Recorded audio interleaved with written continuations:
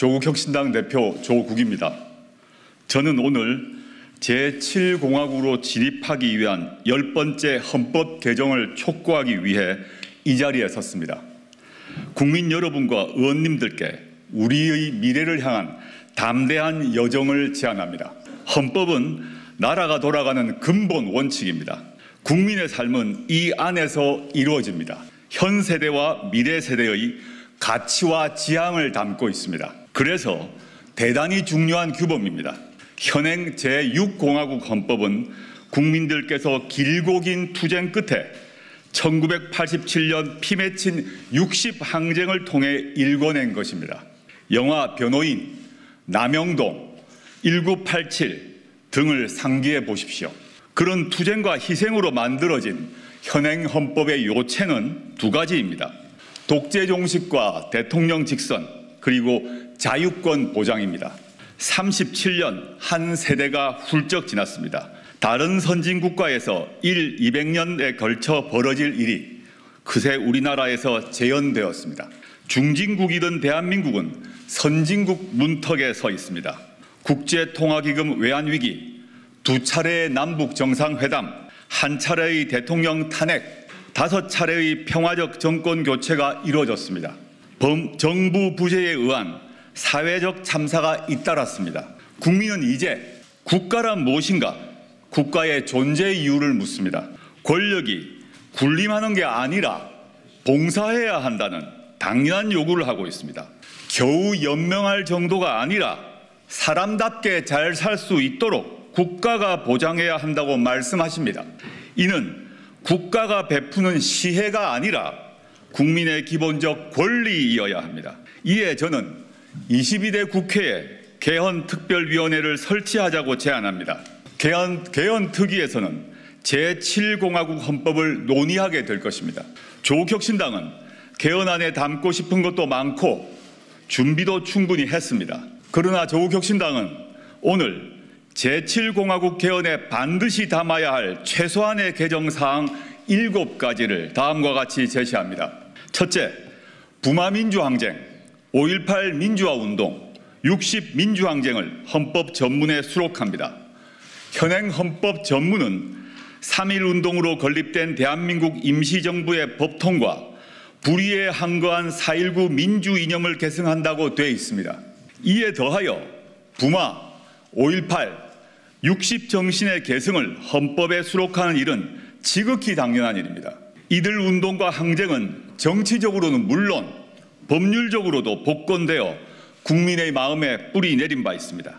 7공화국 헌법 전문에 유구한 역사와 전통에 빛나는 우리 대한국민은 3.1운동으로 건립된 대한민국 임시정부의 법통과 불의에 항거한 4.19 혁명, 부마민주항쟁과 5.18 민주화운동, 60 항쟁의 민주 이념을 계승하고 라고 새겨야 합니다.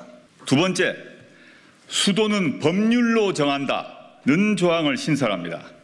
현행 헌법에는 수도 규정이 없습니다. 그러자 서울이 대한민국 수도인 것은 관습헌법이라고 헌법재판소가 결정했습니다.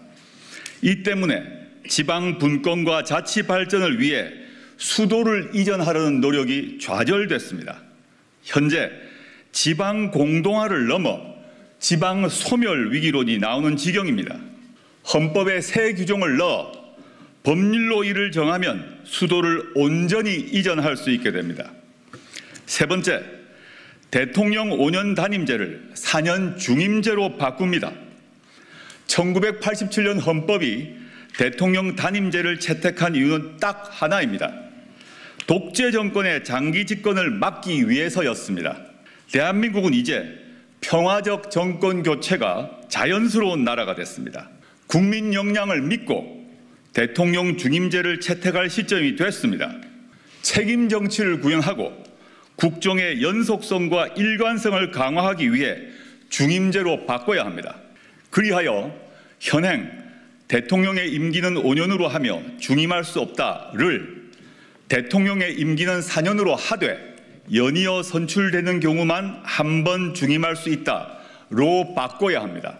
개헌을 위한 국민투표를 2026년 6월 3일로 예정된 지방선거 전에 할지 지방선거와 함께 실시할지는 개헌특위에서 논의하면 됩니다.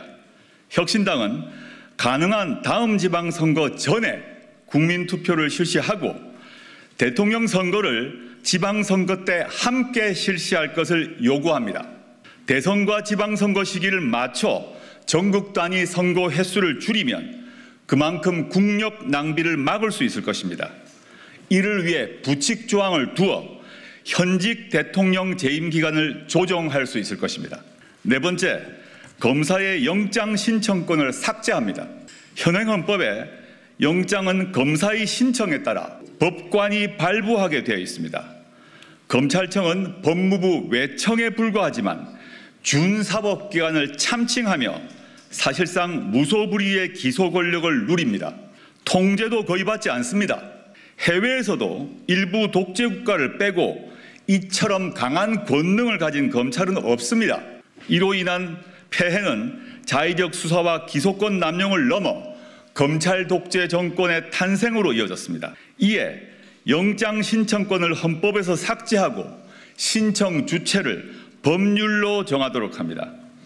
현행 12조 3항과 16조의 검사의 신청에 의하여를 각각 고쳐 체포 구속이나 압수수색을 할 때는 적법한 절차에 따라 청구되고 법관이 발부한 영장을 제시하여야 한다와 사실 이에 더하여 현행 헌법 89조 16호에는 검찰총장이란 단어가 들어 있습니다.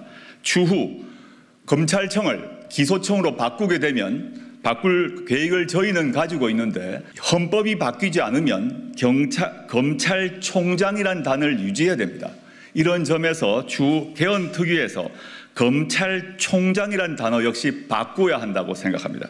다섯 번째, 사회권을 강화하는 일반 조항을 신설합니다. 인간다운 생활을 할 권리 보장 내용이 그것입니다. 사회권은 이미 헌법에 규정되어 있습니다. 근로권, 교육권, 환경권, 복지권 등입니다.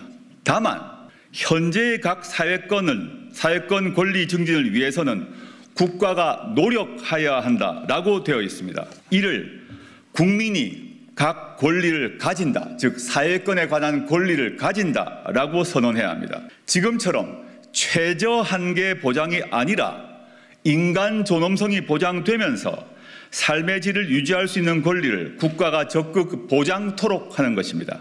이에 모든 국민은 장애, 질병, 노령, 실업, 빈곤 등 다양한 사회적 위험으로부터 벗어나 적정한 삶의 질을 유지할 수 있도록 사회 보장을 받을 권리를 가진다.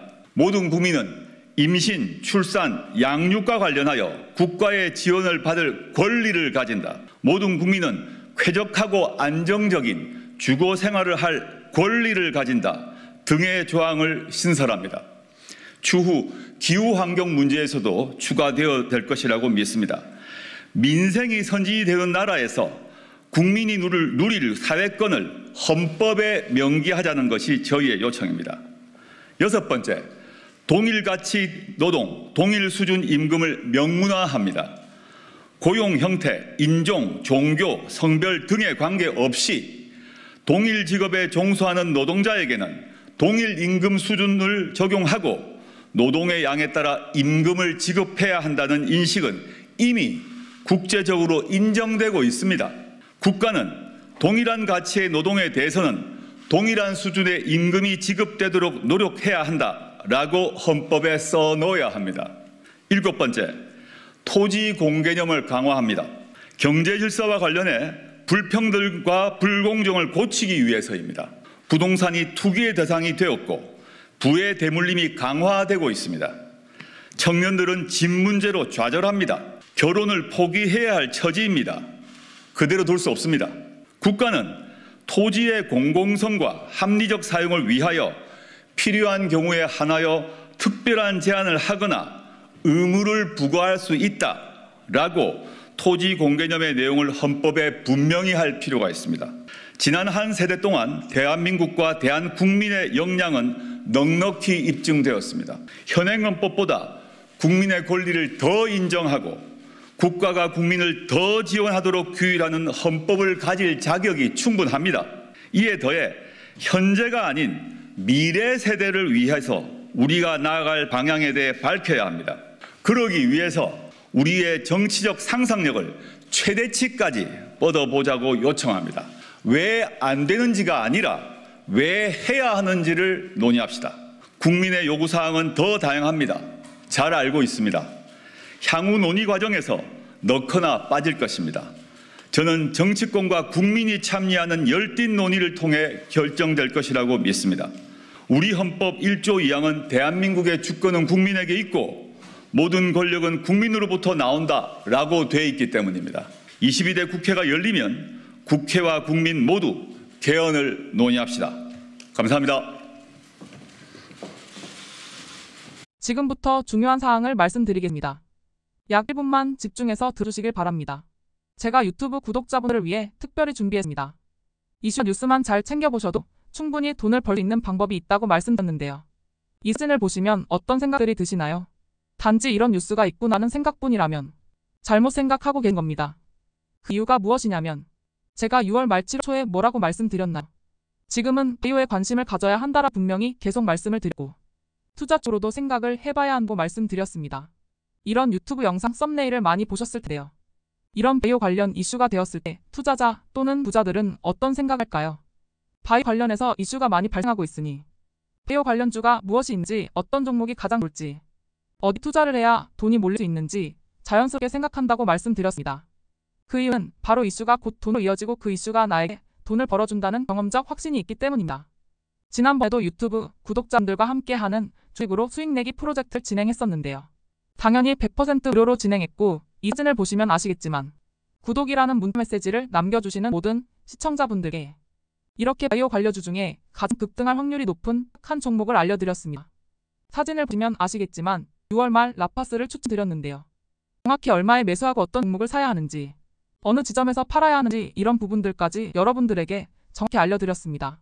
실제로 많은 분들이 수익을 보셨고 오른쪽 사진을 보시면 아시겠지만 6월 말 라파스를 소개해드리고 난 후 실제로 며칠이 지나지 않고 이렇게 주가가 2배 이상 급등하였습니다.